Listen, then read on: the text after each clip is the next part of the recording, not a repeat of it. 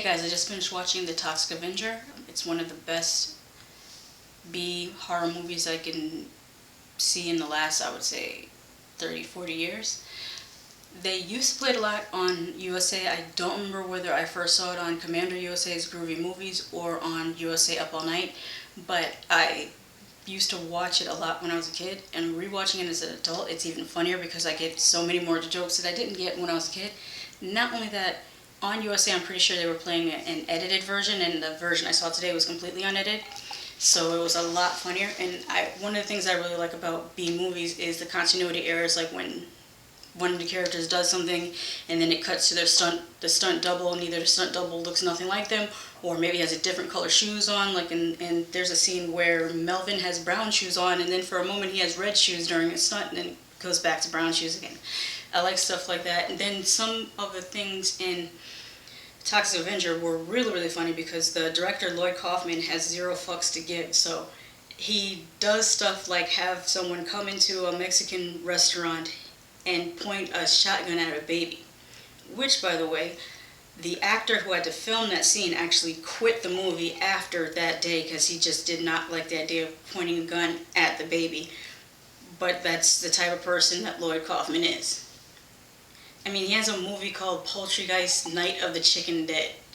So you know he doesn't care. But that's what I love about him. The fight scenes were really good.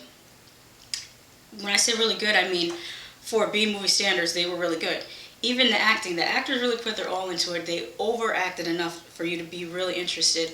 And some of the characters were hilarious. The gang in the alley, they had me cracking up. And then the three robbers that came into the Mexican restaurant, which for no reason at all had katana swords on the wall. Don't know why. That's common in a Mexican restaurant, I guess.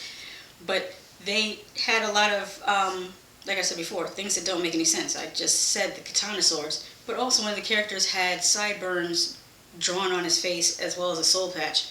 There was no reason at all for that, but they did it. The voiceover for the Toxic Avenger, which, by the way, if you notice, they never actually call him the Toxic Avenger. I think they just call him the monster throughout the movie. But like I said, it's one of the best B-horror movies that I have ever seen. It holds up to repeated viewing. You really have to look at the background because a lot of the scenes, you look in the background and somebody will be doing something completely hilarious. It obviously is all, I wouldn't say all, but let's say 80% improvised. And the budget is super low, so that makes it even more creative. Best thing, no CGI. Real car chases, real explosions, real fire. As a matter of fact, one of the stuntmen almost died in one of the stunts with a car going over a cliff. Fortunately, he was alright, but this, like I've always said, practical, practical, practical. Leave the CGI for like Tron, stuff like that. But yeah. I'm going to pair this movie up with Gutterballs, and I'm going to talk to you about that in just a minute. P.S. Lloyd Kaufman has uploaded The Toxic Avenger in entirety on the Trauma YouTube channel. I don't know, maybe he's making a lot of money off of the commercials in front of it, but he has a bunch of Trauma movies uploaded onto YouTube, so that's really cool. So if you get a chance, I will put the link to Toxic Avenger in the description box.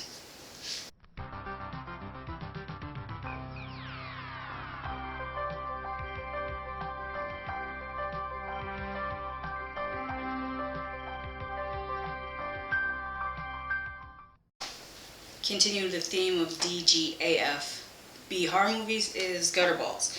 The best thing about Gutterballs are the kills. They did a really good job with all these different creative kills, and they also pushed the envelope a lot. They really didn't care about full frontal nudity, both male and female, although I think there was a lot of stunt penises used. That's all I want to say about the kills, because you just have to watch it. I don't think that there was actually a script. I mean, it says that some things were improvised, but it really felt like the whole movie was improvised. Like they just turned the camera on and just had the actors just say the first thing that came to mind.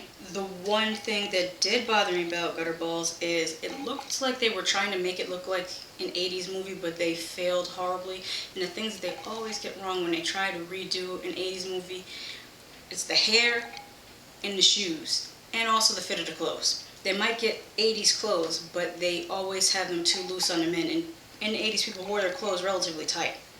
The women's haircuts were not as crisp as they are today. I mean, you really have to get into either feathering the hair or maybe a jerry curl or what I call the tortoise in the hair, where it was just folded under all the way around. They never get that right when they try to redo the 80s, like in movies like Dude Bro Party Massacre 3?